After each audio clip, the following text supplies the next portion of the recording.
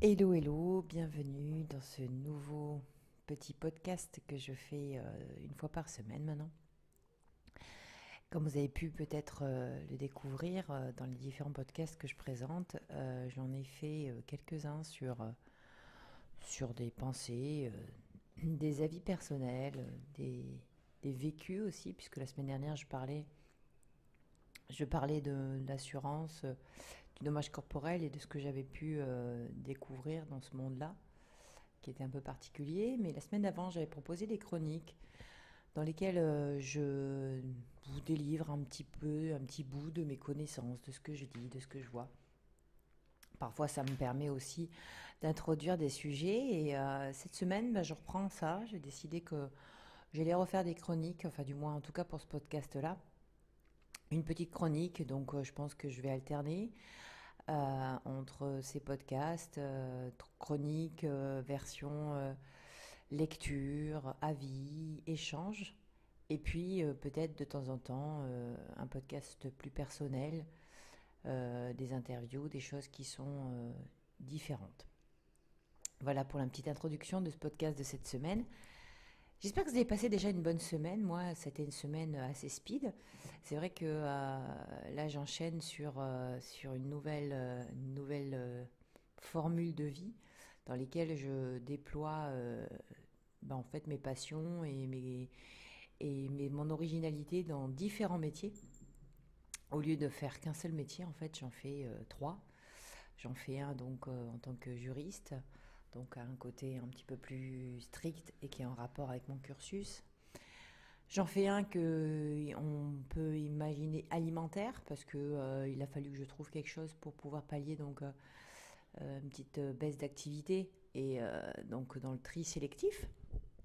Je raconte un peu de temps en temps ce que je fais là-dedans et c'est passionnant. Physiquement, c'est génial parce que ça me permet d'être dehors, ça me permet de côtoyer du monde, ça me permet de me dépenser, parce que c'est quand même assez dur quand même, au moins pour la période de fin, quand on a tout récolté et qu'il faut aller trier dans les poubelles. Euh, et puis une partie plus moi, je pense, dans le conseil, l'échange nutrition, sport, et puis récemment, complément alimentaire sur une marque que je développerai peut-être plus tard, mais c'est pas l'objet de ce podcast. Enfin, si des gens sont intéressés ou qu'ils me contactent, il n'y a pas de problème. Je présente avec grand plaisir une marque de compléments alimentaires auquel je tiens beaucoup, de par sa provenance déjà, française, de laboratoires français, de pharmaciens, de chercheurs. Voilà. D'ailleurs, ce podcast tournera, je pense, sur la recherche scientifique et en tout cas les valeurs auxquelles j'accorde ou non à la science dans le développement de l'humain et de notre corps. Voilà, alors, dans les dernières petites lectures que j'ai faites, j'en ai fait des tonnes et elles n'ont pas toutes un sens, on va dire, très linéaire. Mais j'ai été agréablement surprise dans un des magazines de découvrir une carte où il est marqué «C'est où le bonheur?» Alors en fait, cette carte, elle m'a intriguée parce qu'elle m'a fait parallèlement penser à une recherche que j'avais faite sur les zones bleues, donc on en parlera juste après. Donc là, ce que j'ai beaucoup aimé dans cette carte, c'est en gros, il nous recense les 10 pays les plus heureux du monde et arrive en tête de position, c'est la Finlande.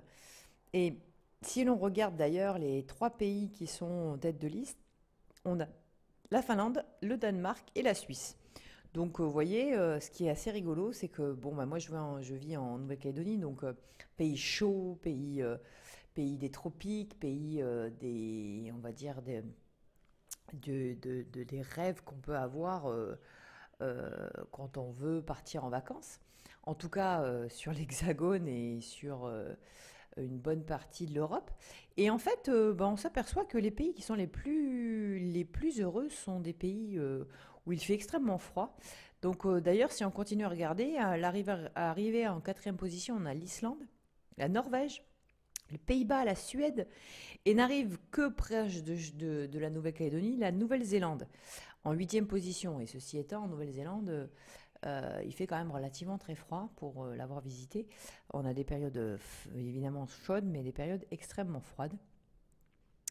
Et donc, neuvième position, Autriche-Luxembourg.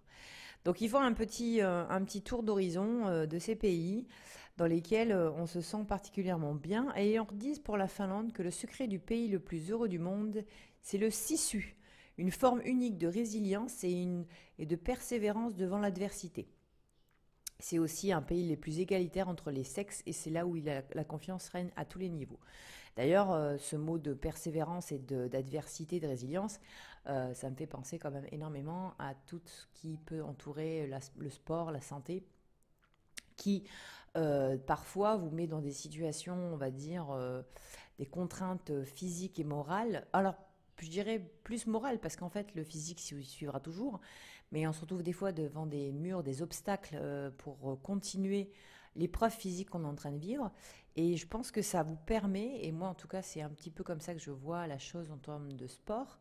euh, c'est aussi un moyen, je pense, pour vous permettre de vous mettre dans une situation qui, dans la vie au quotidien, vous permettrait aussi de vous accorder avec une forme de résilience et de persévérance face à des situations compliquées. Donc je pense que je ne suis pas fait de recherche d'ailleurs, maintenant que j'en parle, sur la capacité de la résilience des Finlandais et ni sur la quantité de sport qu'ils font, mais je pense qu'ils doivent être au top niveau. En tout cas, ils se démarquent sur cette forme de pensée, et donc on appelle ça le sisu. Alors peut-être que ça se prononce mal, mais en tout cas ça s'écrit tout simplement S-I-S-U.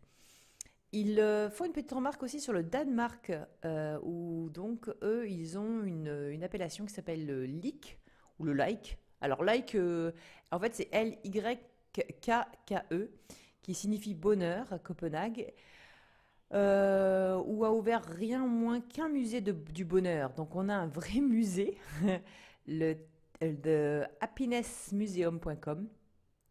Et, et donc, du coup, ils ont un musée qui est dédié au bonheur. Et ça, je trouve ça génial.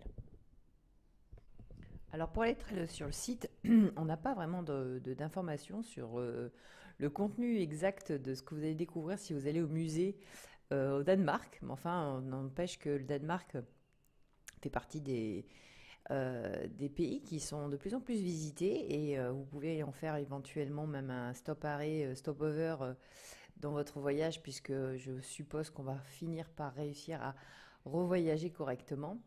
Et donc, si vous allez passer à Happiness Museum, vous pouvez donc aller visiter ce musée dans lequel il n'y a pas vraiment d'informations. La seule chose qu'ils disent sur le site, c'est que qu'ils espèrent que les clients partiront un peu plus sages, un peu plus heureux et un peu plus motivés pour rendre le monde meilleur.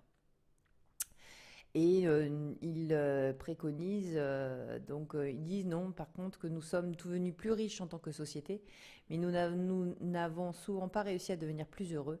Par conséquent, l'Institut de recherche sur le bonheur a décidé de créer un musée où nous pouvons donner vie au bonheur. Alors c'est extraordinaire parce qu'il y a carrément un institut de recherche du bonheur.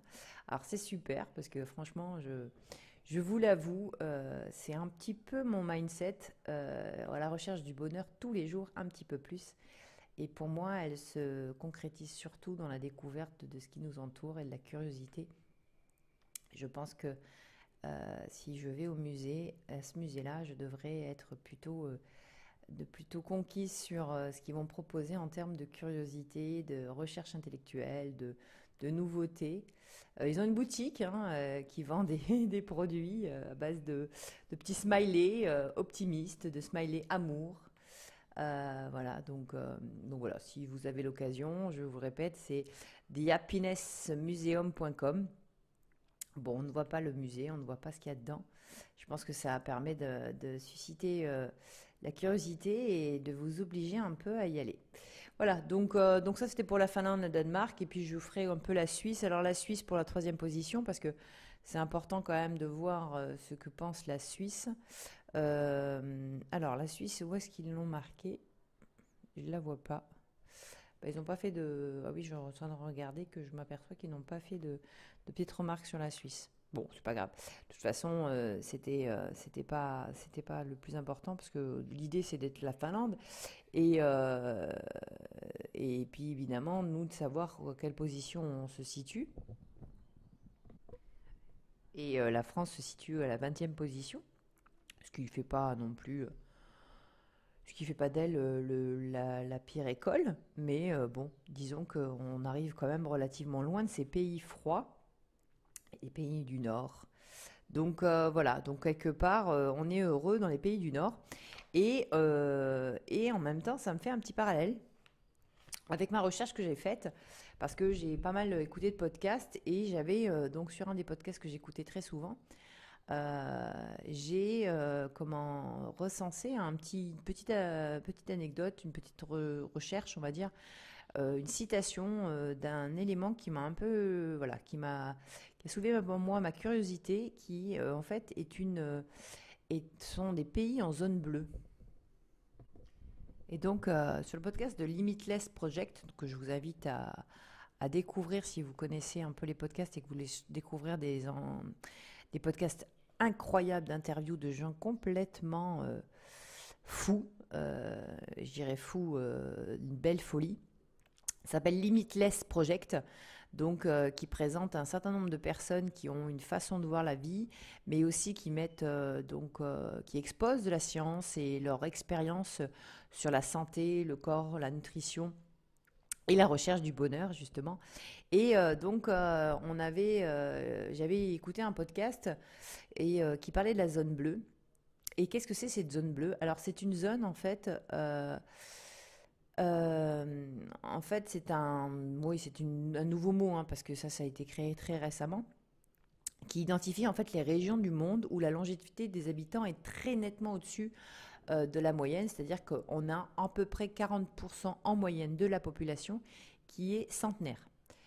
Donc, ce sont des gens qui ont une longévité de vie qui est extra. Longévité de vie, je ne sais pas si c'est pas un peu. Ouais, une longévité de vie, oui.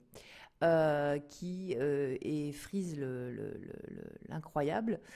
Quand nous, on se gargarise d'une centenaire ou deux de temps en temps, eux, ils ont plus de 40% de la population. J'ai même vu que sur une île, on était carrément sur des proportions énormes, puisque plus de la moitié avait plus de 90 ans. Bon, après, ça reste des régions très isolées physiquement, et ça reste aussi des endroits où il y a très peu de monde et de population. Alors, où sont situées ces zones bleues? Parce que peut-être que ça vous intéresse, mais moi j'ai trouvé ça intéressant. On a quelques villages de montagne, donc de la province sarde. Alors, du coup, on est sur une zone, de la Sardaigne, qui est donc une île en Méditerranée. Voilà, on a aussi l'île grecque d'Icaria, donc dans la mer d'Égée, qui elle est une île assez particulière. L'île japonaise d'Okinawa, eh ben, celle-là elle est assez connue quand même. Voilà, on a la péninsule de Nicoya au Costa Rica, et on a aussi une petite zone en Californie qui s'appelle Loma Linda. Oui, c'est ça, Loma Linda. Voilà, donc on va dire que c'est des zones qui sont, alors à l'opposé, et c'est ça qui m'a fait un petit peu sourire, c'est que à l'opposé des endroits où on est le plus heureux du monde, on a des petites îles qui sont plutôt situées, on va dire, en zone euh, au niveau météorologique, qui sont quand même des zones, on va dire, presque au niveau de l'équateur, ou pas loin, et donc des zones où il fait relativement chaud et bon vivre. Et donc, je ne sais pas si ces populations ont été interrogées, parce que je pense que le livre que j'ai, moi, le magazine de référence que j'ai sur les zones les plus heureuses, a dû certainement comment recenser les pays les plus connus au monde. Je ne suis pas persuadée qu'ils sont allés dans des petites îles grecques, japonaises, et au fin fond des villages de Sardaigne pour interroger les villageois. Mais ça aurait été assez amusant de voir si l'effet bonheur se caractérise aussi sur la longévité de vie, ce qui aurait donné un peu plus, on va dire, de raison à tout ce que je peux invoquer, tout ce que je peux transmettre chaque jour en disant mangez sainement, faites du sport, et bougez, faites-vous du bien et ça vous rendra heureux et vous demeurerez plus vieux longtemps. Et a priori, ces gens-là, je ne sais pas s'ils se sentent heureux. Ce qui est sûr, c'est qu'ils ont des facteurs communs, puisqu'on n'est pas sur des zones géographiques identiques, on n'est pas sur une zone géographique identique, ni sur un environnement, on va dire, identique. Mais par contre, on s'aperçoit qu'ils ont des facteurs communs qui expliqueraient leur longévité et donc du coup, a priori, leur plénitude aussi, puisque on n'a pas fait de recherche spécifique sur leur bonheur de vie, mais ils ont l'air quand même assez heureux, ces gens. Et donc voilà les facteurs, donc je vous les donne. Une activité physique modérée et régulière. Donc ça sous-entend non pas de faire un hit par semaine ou tous les 3 jours et dire basta, je m'assois devant l'ordinateur, c'est une activité physique modérée, donc ils marchent beaucoup ou alors ils sont dans les champs. Ils ont un but dans la vie, donc a priori, le fait d'avoir un but à mener quelque chose, que ce soit psychologique, spirituel, physique, familial, ça a l'air d'être en tout cas un point commun à toutes ces personnes qui composent ces îles et ces petites régions. On a la réduction du stress, alors bon ça évidemment, hein, ça passe éventuellement par un autre facteur qui est l'engagement spirituel et religieux. Donc, ils ont quand même un ancrage assez important avec, on va dire, la spiritualité au sens large. C'est pas obligatoirement religieux, mais disons que je pense que ce sont des gens qui méditent beaucoup. Ils ont un énorme engagement dans la vie de famille, donc a priori, la vie de famille est quand même assez centrale, même si de par leur activité physique importante, ils doivent travailler énormément en extérieur. Ils ont un très fort engagement dans la vie sociale, donc ce sont des gens qui sont, contrairement à ce qu'on croit, même par l'isolement de leur situation, peut-être que ça favorise, en tout cas c'est sûr, c'est une cohésion sociale des gens qui vivent dans la même région. Une alimentation à base d'aliments d'origine majoritairement végétale, donc a priori majoritairement. Ceci étant, on s'aperçoit quand même que ce ne sont pas des gens qui sont en restriction de protéines, mais qui vont plutôt favoriser, parce qu'il n'y a pas de conditions qui leur permettent d'accéder facilement à la protéine animale, se servir au quotidien de ce qu'ils ont et donc de ne pas manger de la viande tous les jours. Une certaine restriction calorique. Alors cette restriction calorique, elle se veut basée sur un principe qui veut que quand on a fini de manger, il faut qu'on soit en satiété à hauteur de 80% maximum. Et on laisse toujours 20%. Donc en gros, on ne sort pas de table avec le ventre explosé. Qu'est-ce qu'il y a dur? Et évidemment, une consommation quasi inexistante, voire modérée d'alcool.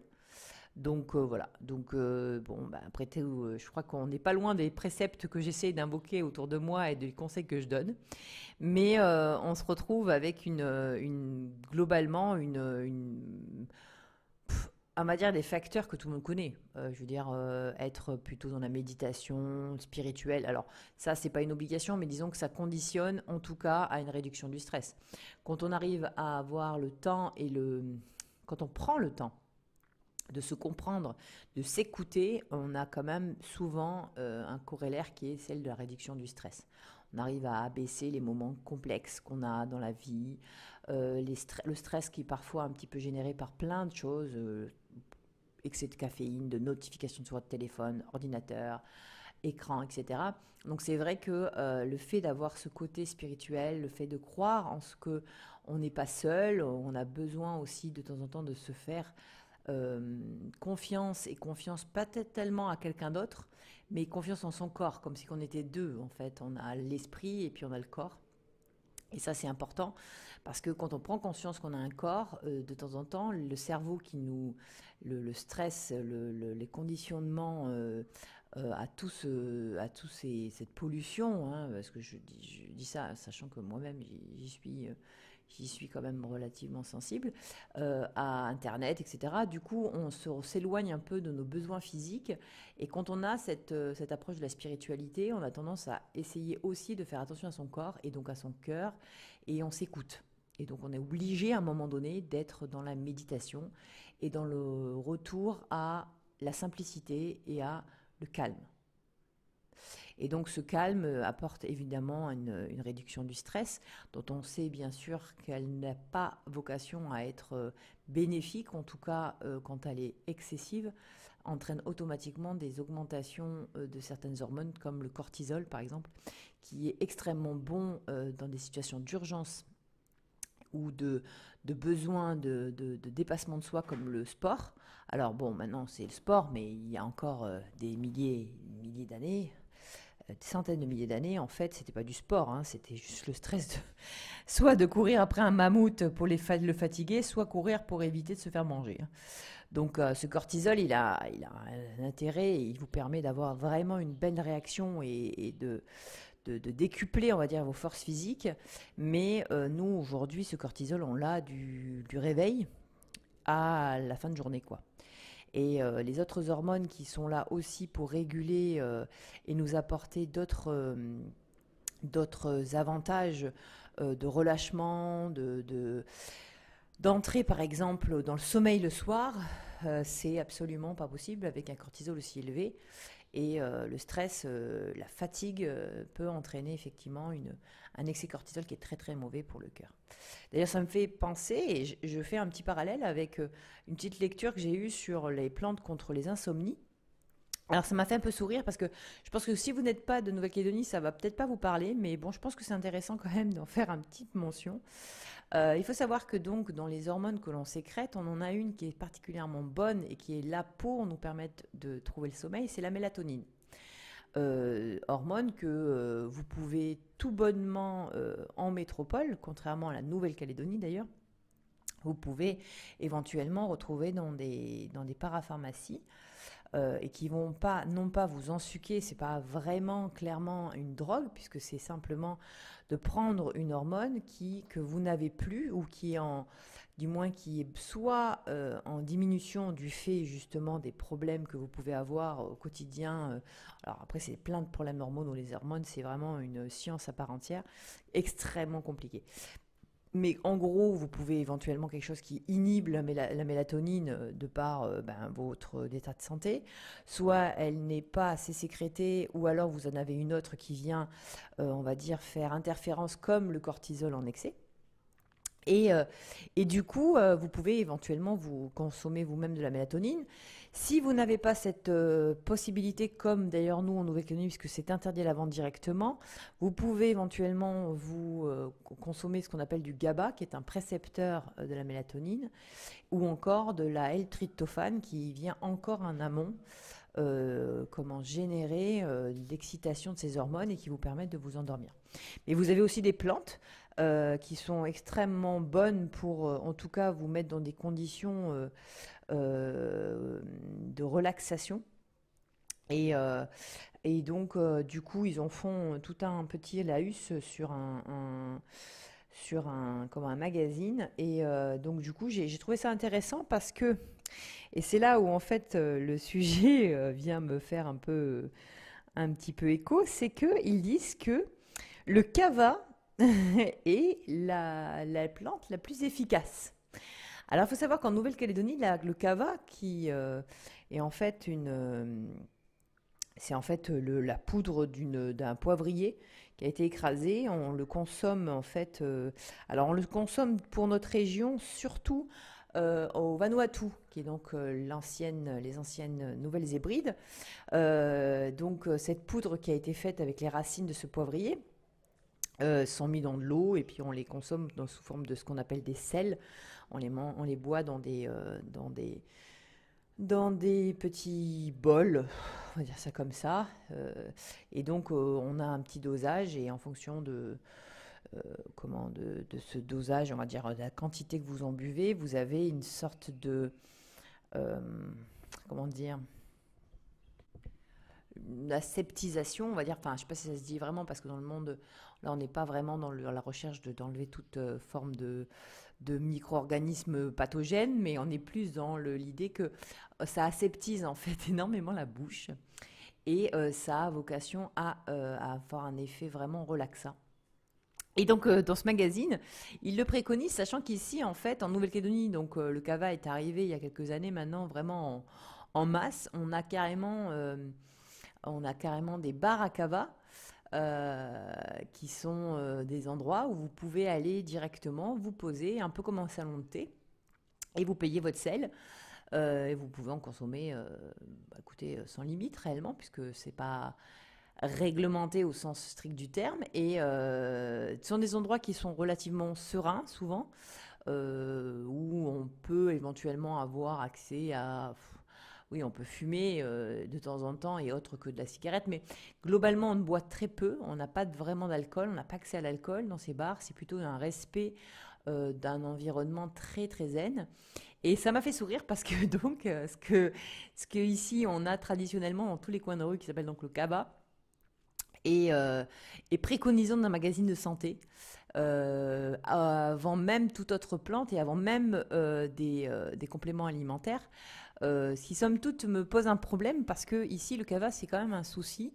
Alors je peux pas vraiment faire de politique parce que c'est pas l'idée, ni de, on va dire, de jugement, ni de, voilà, de jugement de valeur, parce que je ne vais pas au bar à cava.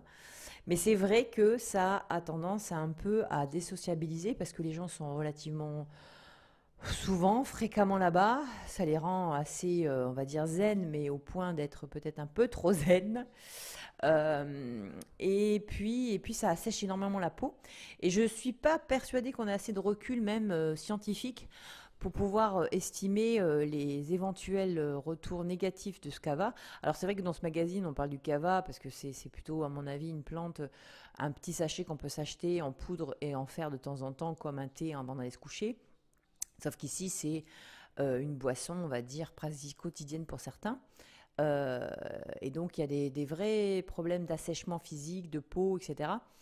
Et donc, voilà. Mais bon, il le préconise comme un bien-être. Et donc, du coup, ça revient à ma zone bleue, dans lesquelles le sommeil, la relaxation et on va dire le stress, qui est un vrai problème, un vrai fléau, n'existe pas dans ces zones bleues.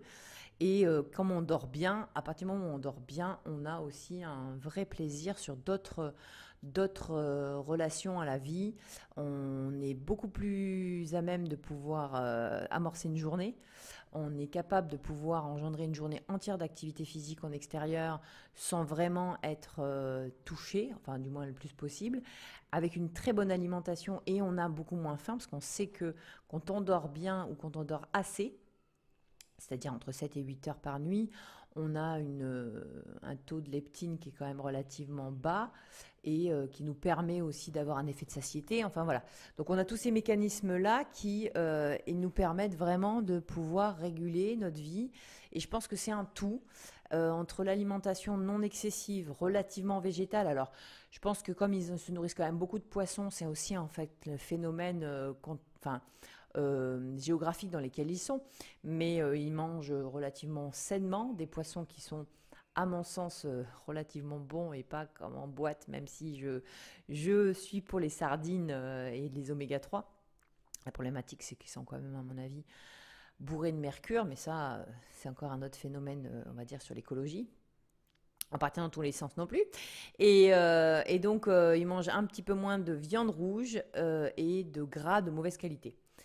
Donc voilà, donc ces gens-là, ils ont cette capacité à vivre relativement longtemps et voilà, pour des régions dans lesquelles il fait bon vivre quand même. J'avoue quand même qu'ils sont quand même plutôt bien.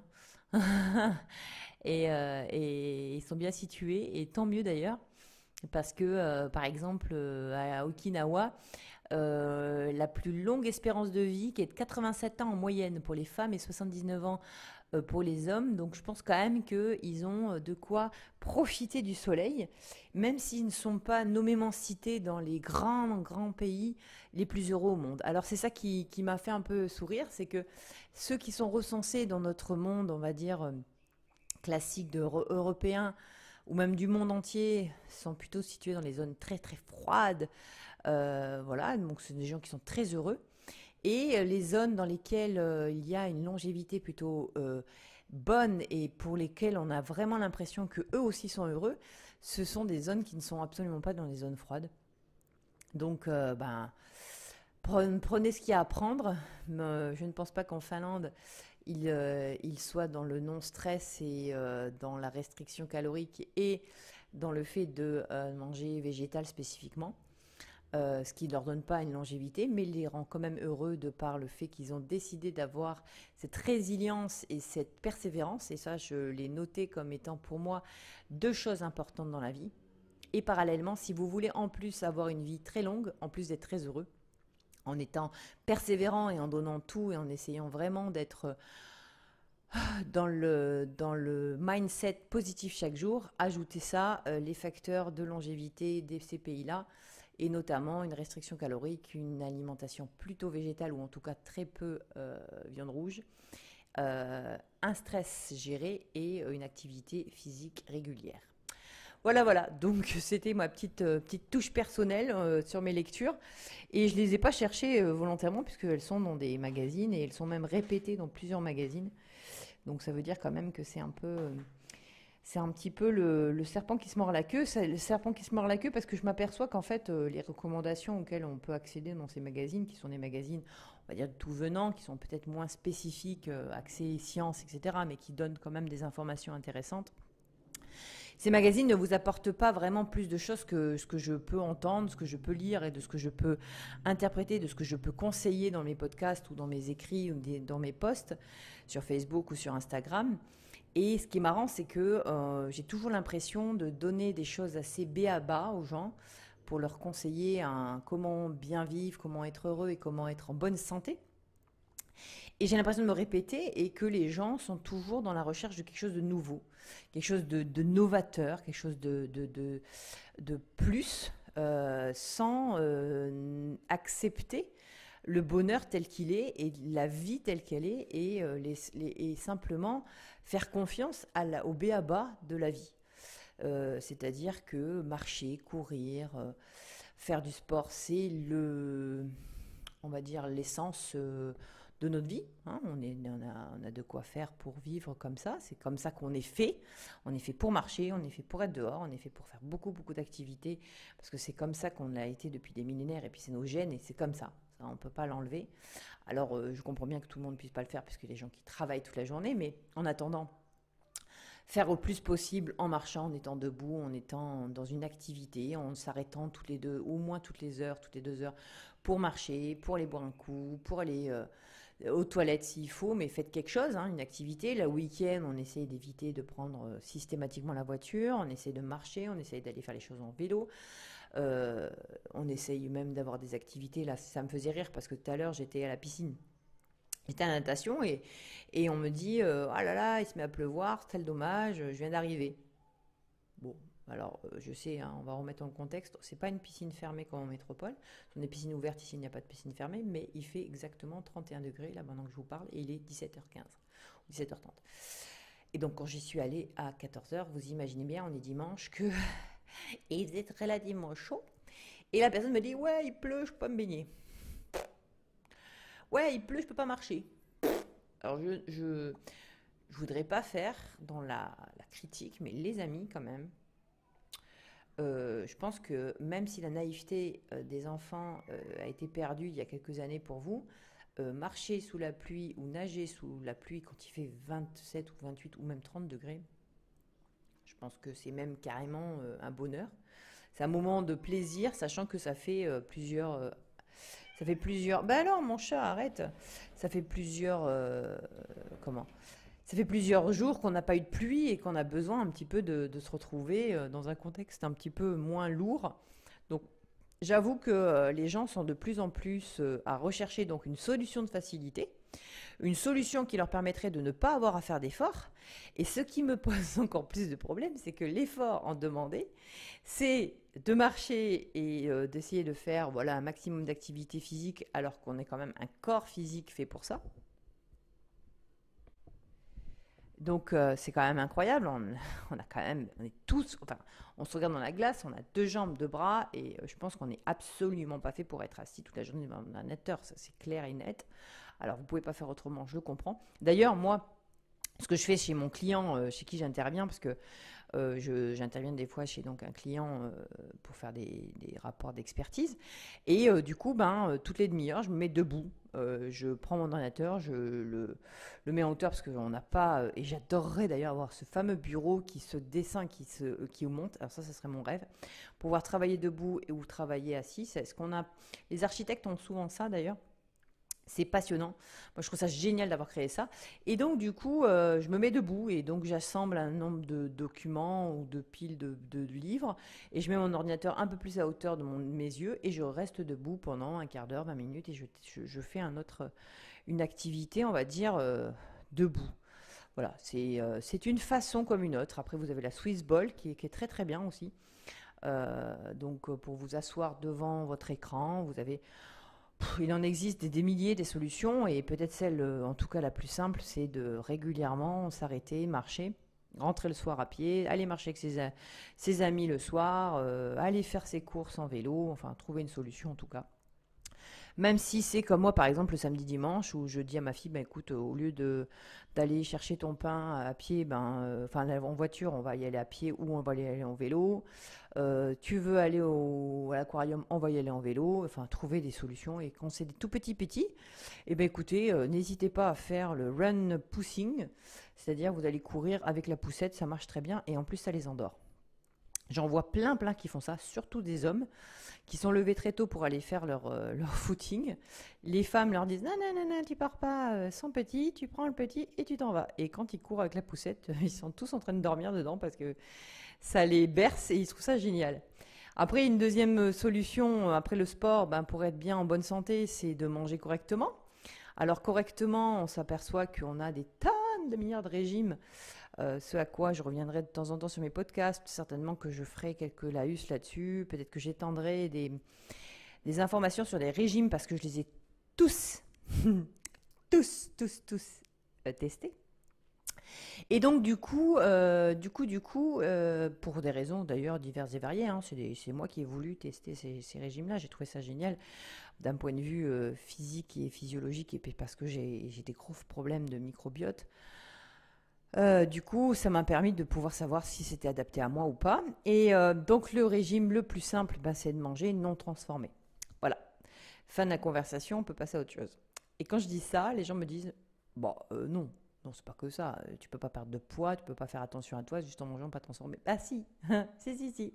C'est-à-dire que le problème, c'est qu'on mange, et quand je dis non, mais non transformé, est-ce que tu te rends compte ce que ça veut dire? Oui, mais on m'a dit qu'il fallait que je mange light, sans gras, sans machin, sans truc. Il fallait faire attention aux oméga 3, oméga 6, oméga... J'ai dit, mais attends, mais mange non transformé. Donc déjà, dis-moi qu'est-ce que c'est les produits non transformés. Parce que déjà, quand tu t'aperçois que le soir, rien que dans leur assiette, il y a des pâtes, c'est du transformé, du riz, c'est du transformé, des soupes Knorr, Dior ou Nior ou je sais pas quoi, là, enfin bref, la marque que tout le monde connaît, c'est du transformé. De la purée surgelée, c'est du transformé. Du pain, c'est du transformé. Vous voyez ce que je veux dire?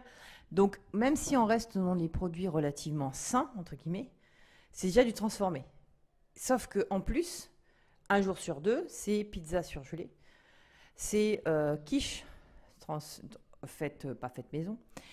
Donc, quelque part, c'est des farines, c'est beaucoup de choses comme ça. Alors, je suis pas contre le pain, je suis pas contre la farine, je suis pas contre le gluten, tout ça. Moi, c'est pas ma vocation de vous faire un cours sur ce problème-là, si tant est qu'on puisse parler de problème. Mais n'empêche que, quand on leur dit de manger non transformé, déjà, ils se retrouvent dans une situation où ils n'ont pas grand-chose dans leur assiette, parce que c'est au quotidien du transformé, un minimum transformé. Donc je dis pas qu'il faille pas du tout manger transformé, mais si vous ne mangez pas du tout transformé, ou si vous essayez en tout cas de faire la liste des choses transformées que vous mangez par jour, la compote de votre enfant c'est du transformé alors qu'il pourrait manger une pomme entière. Si c'est un bébé, faites vous-même la compote, mais je veux dire, dans l'absolu ça reste un produit transformé. Le jus tout fait, même si c'est du 100%, je ne sais quoi, c'est du transformé parce que dedans il y a automatiquement un acide, quelque chose qui leur permet d'être conservé. Et puis c'est des quantités industrielles de sucre, même si le fruit c'est un très bon sucre.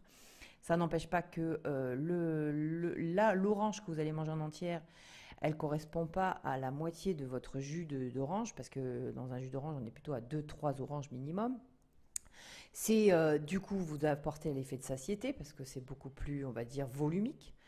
Donc, il y a tout ça qui joue et qui fait que quelque part, vous n'allez pas vous en rendre compte, mais manger le moins transformé possible, parce que, allez, je reviens quand même à la réalité de ce qu'on peut faire tout quotidien. Manger le moins transformé possible, ça va automatiquement vous obliger à aller vers des produits relativement sains, à manger beaucoup plus de quantité, enfin de volume physique, parce qu'une pomme, c'est pas une compote, c'est pas un jus de pomme. Donc ça va mettre plus de temps. Donc tout ça, ça va vous, voilà, vous apporter plus de, voilà, un effet de satiété. Donc au lieu de manger trois compotes parce que vous avez très faim, bah, vous mangez qu'une pomme, donc en fait beaucoup moins. Vous ne mangez plus de jambon, donc vous allez devoir trouver des alternatives. Et la viande rouge, ben, ça quand même, ça a un certain coût, donc vous n'allez pas pouvoir manger que de la viande rouge tous les jours. Peut-être que vous allez devoir aussi faire beaucoup plus d'efforts sur les qualités de féculents que vous mangez. Au lieu de manger du riz, des pâtes tous les jours, ben, vous mangez plus de pommes de terre, de patates douces, de féculents, d'autres choses, des lentilles, des pois chiches, des choses que vous ne mangiez plus avant, des légumineuses. Vous allez peut-être devoir faire plus attention sur les produits laitiers que vous mangez peut-être en trop grosse quantité, parce que ça reste quand même des produits transformés. On va dire que le yaourt, c'est, on va dire le lait, le yaourt, c'est la base, mais après vous allez peut-être manger beaucoup moins de fromage, donc beaucoup moins de gras, on va dire saturé. Donc tout ça, c'est ce qui fait que j'ai pas besoin, moi, quand je conseille quelqu'un pour qu'il commence déjà, ne serait-ce qu'à apprendre à manger, parce qu'il n'y a pas une histoire que de poids, il y a une question de santé. Et la santé, elle passe évidemment par le fait de ne pas être sédentaire. C'est quand même la sédentarité, c'est quand même 80% des causes de mortalité dans l'obésité. Donc voilà, donc les gens qui sont obèses meurent 80 de manière, enfin, massive parce qu'ils ne bougent pas. Donc c'est quand même un vrai fléau. À côté de ça, il n'y a pas que la santé, il y a effectivement aussi l'envie de perdre du poids, et ça je le conçois, et qui va vite en tout cas apparaître pour les gens qui mangent extrêmement transformé. Bon, c'est du jour au lendemain, hein, parce que là on mange plus de jus, plus de coca, plus de pizza, plus d'hamburger, plus de fast-food. Bon, ça à la limite c'est le b.a.-ba, tout le monde le sait. Et en plus, si dans ce qu'ils mangent, ce sont des produits simples, mais simples, genre des pommes de terre, carottes, des salades en entrée avec comment une viande, même une viande classique, voire un poisson, ben voilà, vous avez fait le tour. Donc voilà, c'est très simple, très très très simple. Et dans ces pays à zone bleue, ils ne mangent pas autre chose que ce qu'ils ont sur place. Ils n'ont pas de boulanger au coin de rue parce que ce sont des petites îles paumées, ou en tout cas très peu. Ils sont toute la journée dans le champ. Je comprends bien que vous ne l'êtes pas. Vous pouvez donc, je pense, rester un quart d'heure debout devant votre ordinateur tous les une demi-heure, une heure. Ça ne vous tuera pas. Et marcher le soir avec une amie ou le matin, je pense que ça ne devrait pas non plus vous poser des soucis, des difficultés physiques. En tout cas, n'ayez pas peur, vous ne vous arrivera rien. À ça s'ajoute donc une alimentation relativement classique, voilà, non transformée le plus possible, ce qui, somme toute, vous paraît simple, mais c'est très difficile, surtout aujourd'hui puisque tout est refait et retransformé. Et un bon sommeil. Voilà. Avec ça, vous avez quand même une chance assez importante, disons-le, d'avoir une santé améliorée, voire quasiment euh, pas parfaite, parce que c'est loin d'être le parfait, bien, bien loin d'être parfait. Mais disons que ça se rapproche un peu plus, et vous allez voir, si vous ne faites pas ça déjà depuis des années, que votre vie va changer. Et d'ailleurs, votre sommeil va s'améliorer. Votre sommeil s'améliorant, votre satiété, votre fatigue, votre stress va s'améliorer. Et donc, vous allez être plus actif. Et donc, l'activité va vous permettre de faire mieux de sport et d'être en meilleure santé et d'être heureux et d'être bien, etc., etc., etc. C'est un peu... Tout ça, c'est en connexion. Donc voilà. Donc c'était un petit aparté parce que je m'aperçois que je lis beaucoup, beaucoup de choses qui reviennent toujours, toujours, toujours aux mêmes essences. C'est ne pas manger de choses grasses, ne pas manger trop sucré, ne pas manger. Mais en fait, réellement, c'est très important de faire la calcul calorique. Moi, j'en suis vraiment certaine qu'il faille faire ce genre de comment il faut se mettre à faire des vraies valeurs caloriques de ce que vous avez besoin, de ce que votre corps, vous, personnellement, a besoin. Voilà, pour savoir où est-ce que vous en êtes, pour réduire éventuellement, pour vous permettre de savoir vraiment ce que vous consommez, ce que votre corps a besoin, etc., etc. Mais si déjà, sans faire ça, vous augmentez votre activité juste au quotidien, tout le temps, en marchant un peu plus, en ne prenant pas l'ascenseur, en allant faire vos courses à pied, en restant debout la journée, en vous arrêtant et en faisant de la marche pendant un quart d'heure plusieurs fois dans la journée. N'importe quoi qui va vous permettre d'avancer, faire le ménage le matin, le soir, le jardinage, voilà. Et que en plus vous mangez non transformé, avec une activité sportive régulière, rien qu'avec ça déjà, vous devriez déjà vous sentir mieux. Voilà. Et ça va vous permettre de dormir, ça c'est sûr. Et après ça, après toute cette situation dans laquelle vous êtes dans une osmose, que vous arrivez à faire attention, vous êtes sûr quand même que compte tenu du fait que vous ne vivez pas dans les pays que j'ai cités, nommément cités, où vous allez pêcher votre poisson vous-même et que vos légumes viennent de votre potager, alors je sais que ça existe chez certaines personnes, mais c'est quand même rare, ou en tout cas on n'a pas toujours l'autosuffisance.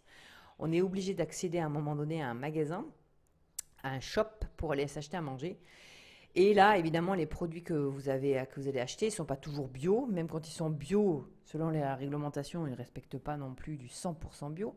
Donc, vous êtes certain que de toute façon, la qualité de ce que vous mangez n'est pas celle de ces pays des zones bleues et encore moins, on va dire, parfaite pour ce que votre corps a besoin pour ne pas être carencé.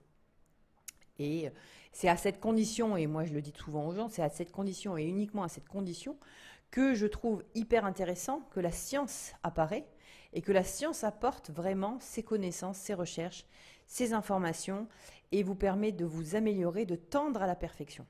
Mais tendre à la perfection, ça sous-entend d'avoir déjà une base qui soit relativement bonne et saine. Et ça, les gens ne comprennent pas. Ils sautent l'étape et ils se retrouvent à être directement plongés dans un osmose de la surmédication qui n'est même pas la complémentation, qui n'est même pas du complément alimentaire. C'est je suis en mauvaise santé, je vais voir un médecin, je me fais soigner, je prends une pilule et puis ça va. Et or, aujourd'hui, il y a bien avant l'étape de la surmédication, il y a l'étape de je fais attention à ce que je fais, j'essaie d'avoir une harmonie de vie et un stress en moins, j'essaie de manger correctement et de faire un peu de sport et de m'activer, en tout cas si vous ne faites pas de sport extrême ou que vous ne faites pas du tout de sport, de marcher et de faire beaucoup d'activités toute la journée.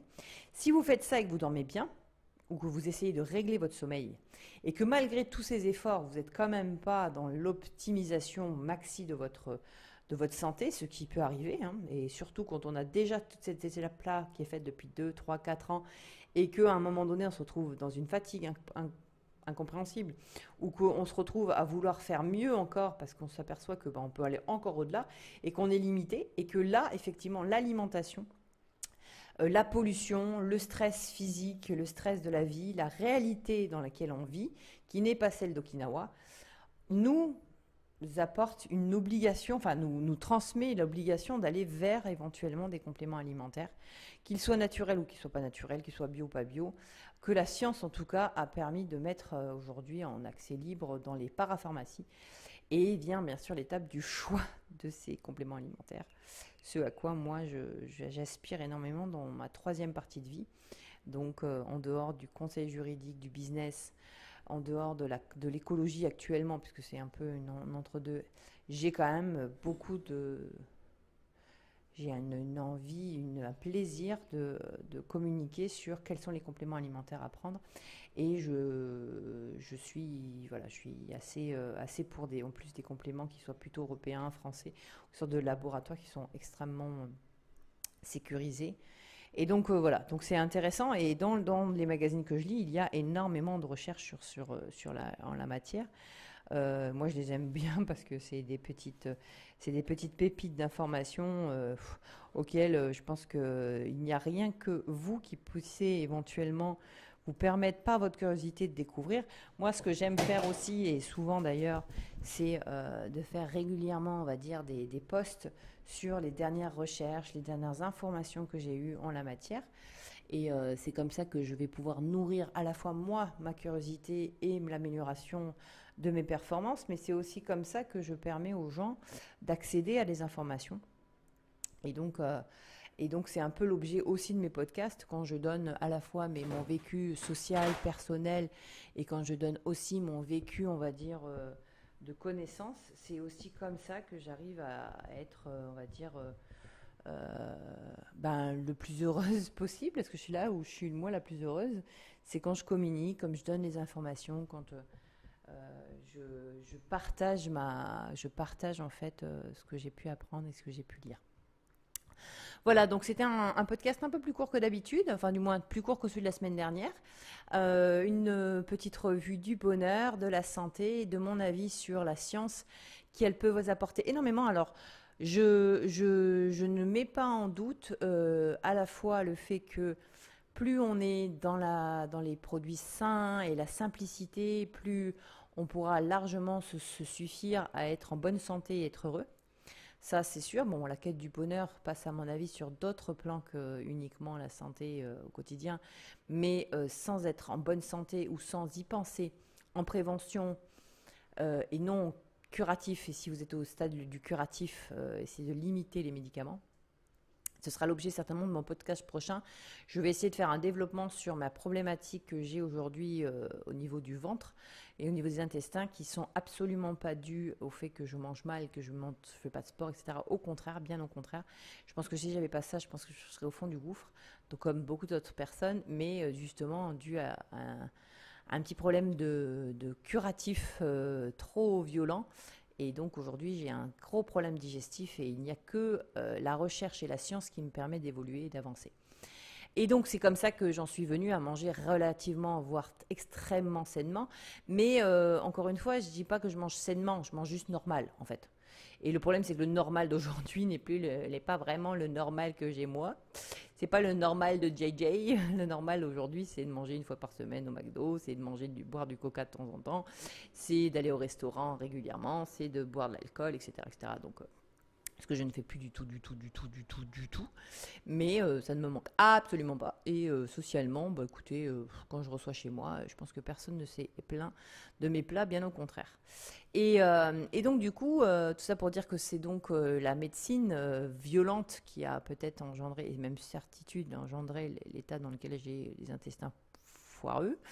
Mais ça m'a permis aussi de découvrir un certain nombre de régimes et donc de pouvoir peut-être introduire à mon prochain podcast ce sujet, comment j'ai passé ces épreuves et quels sont les régimes que j'ai faits. Et je vais pouvoir même vous dire, je pense, quelles étaient les conséquences de tous ces tests parce qu'il y en a qui sont quand même, on va dire, extraordinaires. Et quand je les ai lus sur le papier, même si j'y croyais pas, vous allez me dire, elle est complètement dingue, pourquoi elle a fait celui-là? Et ben, écoutez, j'ai testé, et même ceux qui étaient extrémistes, et d'ailleurs ceux qui étaient extrémistes sont ceux qui m'ont apporté le plus de bénéfices, mais je ne pouvais pas les tenir. Donc, vous voyez, le corps humain m'a rappelé, mon corps m'a rappelé à la réalité. Et d'ailleurs, ça me permet, je vais finir un peu sur ce sujet, mais je pense quand même qu'il y a une recherche actuellement d'une solution de facilité à tout. Alors, je pense qu'il faut tout simplement s'écouter. Je pense que ça fait maintenant 15 ans que mon corps me dit quelque chose. Un mal que j'ai depuis très très longtemps, qu'il faut que je règle. Alors, il y en a qui diront que c'est peut-être un problème psychologique. Alors, je vous l'assure, j'ai fait mes recherches autour de moi. Je suis suivie par une coach et une nutrition. J'ai été voir sur Internet des recherches scientifiques extraordinaires. Je ne suis pas malade officiellement puisque je n'ai pas de maladie et qui va me tuer. Donc, on ne meurt pas des problèmes digestifs, on ne meurt pas de mal digéré. Mais non, ce n'est pas dans ma tête. J'ai bien un problème physiologique et physique qui m'empêche de manger correctement. Mais en tout cas, si je reste dans un plan sain, ça fonctionne avec des petites adaptations. Mais n'empêche que j'en suis revenue à ça. Et tout ça pour dire que je pense que si on s'écoute, on sait vite si un produit ou quelque chose est bon pour nous. Ne me dites pas que les lendemains, soirée pizza et hamburger et beuverie, vous vous sentez en pleine forme pour aller faire un petit marathon.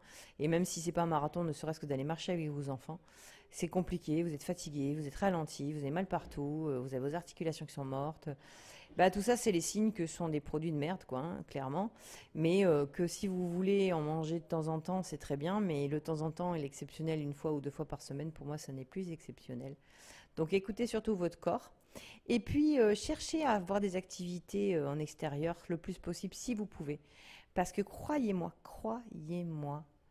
ça va vous permettre déjà d'amorcer un bien-être psychologique comme jamais. Au début, c'est très dur, mais après, au bout de très peu de temps, on commence à être un petit peu drogué. Et je ne parle pas de mes sorties que je vous montre, je ne parle pas des énormes sorties de 2 heures de footing que je fais, je ne vous parle pas de tout ça. Non, je vous parle juste d'une petite demi-heure, 1 heure à marcher en extérieur avec votre chien, avec vos enfants, avec votre copain, avec n'importe qui, même dans votre quartier, même après manger. Des fois, quand il fait nuit et que les lumières, c'est un petit peu c'est autre chose, la journée. Enfin, essayez de trouver des timings pour faire ça. Et vous verrez, ça vous apportera bonheur et en tout cas, ça vous permettra d'être dans une osmose qui va vous apporter en tout cas une envie de faire encore et encore plus pour arriver vraiment à quelque chose de mieux. Parce que je suis sûre et certaine que beaucoup d'entre vous, en tout cas qui m'écoutent, ne peuvent, enfin, se sentent toujours fatigués ou ont toujours des difficultés au quotidien. Et si c'est pas parce que vous avez fait un énorme trail la veille ou un raid, et si c'est pas parce que vous avez, je ne sais quoi, vous avez mal dormi à cause de votre enfant toute la nuit, si c'est pas à cause de ça, c'est que quelque part, si c'est juste le quotidien que vous avez et que vous vivez, c'est qu'il y a un problème. Votre corps, il est fait pour être bien, en bonne santé, et que à 30, 40, 50 ans, ok, on commence à prendre de l'âge, ok, c'est plus difficile. Mais globalement, vous êtes capable de passer plusieurs semaines, plusieurs jours d'affilée sans être fatigué ou en mauvaise santé. Et si c'est pas le cas, c'est qu'il y a un problème.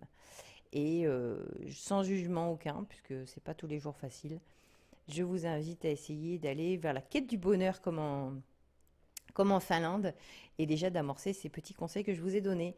Voilà, je reviendrai peut-être sur mes compléments alimentaires plus tard sur des posts, je les mettrai éventuellement en commentaire s'il fallait, mais dans tous les cas, vous inquiétez pas, j'en parlerai, mais les podcasts ici ne sont pas là pour faire de la publicité obligatoirement, ils sont là pour prendre plaisir et échanger. Je vous souhaite une belle fin de week-end ou une belle semaine, tout dépendra du moment à lequel vous écouterez ce podcast. J'ai pris un plaisir immense, vraiment extraordinaire à le faire et j'espère que l'échange s'entend. J'espère que vous captez des informations qui vous intéressent. J'espère que c'est à la hauteur de ce qui vous permettra d'être bien et de garder le sourire pour les jours à venir. Et semaine prochaine, on se retrouve pour un nouvel épisode. À bientôt!